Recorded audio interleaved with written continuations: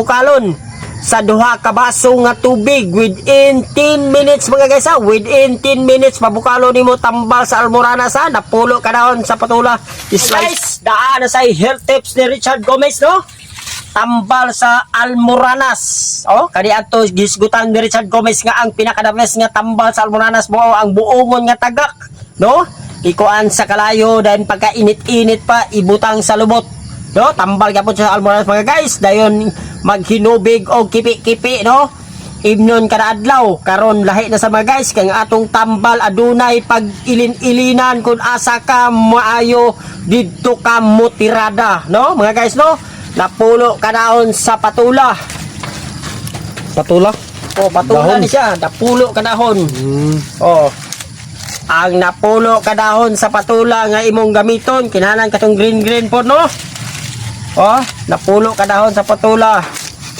Imong ad-aron, no?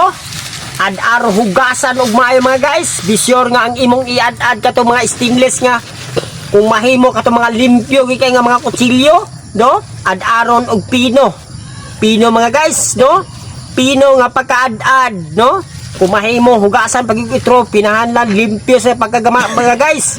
Imong pabukalon sa duha ka baso nga tubig within 10 minutes mga guys ha. Within 10 minutes mabukalo nimo tambal sa Almoranas ha. Napulo kadahon sa patula sliceon butang ang duha ka baso nga tubig tambal sa Almoranas within 10 minutes lang no. O katong tubig niya mga guys nga init-init pa nga makaya nimo mga guys mao to siya imong ihunad sa imong sampot no nga igo makaya nimo ang kainit no. Pwede nimo siya sa usa ka adlaw o kadaghanon ba nimo o kaduha o katulo sa usa ka adlaw mga guys para maayos siya. Napulo kadahon ad-aron sa pino pabukalon sa duha ka baso within 10 minutes og ihunad sa imong sampot. Ini tubig? Oh, ini tubig nga kanang makaya niya. At tambal sa Almoranas. Kini si Richard Gomez, like, follow and share. Richard Gomez TV. Thank you.